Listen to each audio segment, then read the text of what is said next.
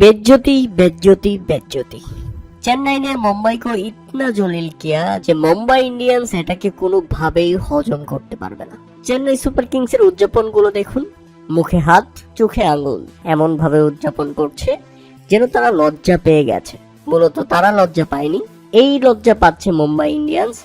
সেই ইঙ্গিতটাই চেন্নাই সুপার কিংসের ক্রিকেটাররা করে দেখিয়েছে। কেননা এক সঞ্জু স্যামসনের রান করতেই Mumbai Indians all out. Sanju Samson করেছেন 101 রান, যেখানে 104 রানের মধ্যেই অল আউট হয়ে গেছে মুম্বাই ইন্ডিয়ান্স। অর্থাৎ আরো 103 রানের বিশাল জয় নিয়ে মাঠ ছেড়েছে চেন্নাই সুপার কিংস। ওকে, বলছিলাম চেন্নাইয়ের শুরুটা বেশ খারাপ হয়েছিল, তবে পরপর 3টা ম্যাচে চেন্নাই সুপার কিংস যেভাবে জয় তুলে নিয়েছে সেটা একেবারেই অবিশ্বাস্য।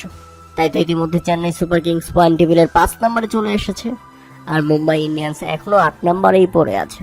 প্রথমে ব্যাটিং করতে নেমে নির্ধারিত 20 ওভারে 6 উইকেট হারিয়ে 207 রানের লড়ক সংগ্রহ দাঁড় করায় চেন্নাই সুপার কিংস। দলের হয়ে সর্বোচ্চ 54 বলে 101 রান করেন সঞ্জু স্যামসন, আর বাকি কোনো ব্যাটসম্যানই সুবিধা করতে পারেনি। চেন্নাইও বিপদে পড়েছিল, তবে সঞ্জু স্যামসন একা হাতে চেন্নাইকে টেনে নিয়ে গেছেন এবং পৌঁছে দিয়েছেন 207 রানের বিশাল লক্ষ্যে।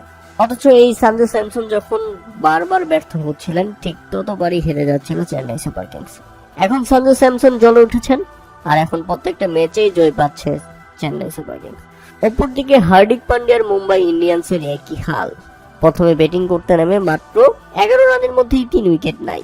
এরপর সূর্যকুমার যাদব এবং তিলক ভার্মা মিলে কিছুটা ধরার চেষ্টা করেছিল, কিন্তু সেটা দলের জয়ের জন্য যথেষ্ট ছিল না। আগের দিনের সেঞ্চুরিয়ান তিলক ভার্মা আজকে করেন 29 বলে 37 রান, আর সূর্যকুমার যাদব 30 বলে খেলেন 36 রানের ইনিংস।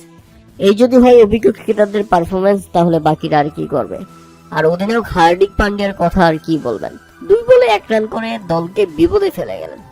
এরপর উইকেটের পর উইকেট, এতটাই তাড়াতাড়ি উইকেট পড়েছে যে মাত্র 104 রানের মধ্যেই অল আউট হয়ে গেছে মুম্বাই ইন্ডিয়ান্স, যেখানে চেন্নাইয়ের সঞ্জু স্যামসন একাই করেছে 101 রান। তাই মুম্বাই ইন্ডিয়ান্সের জন্য বিশাল লজ্জার ম্যাচ এবং বিশাল লজ্জার হার এটি।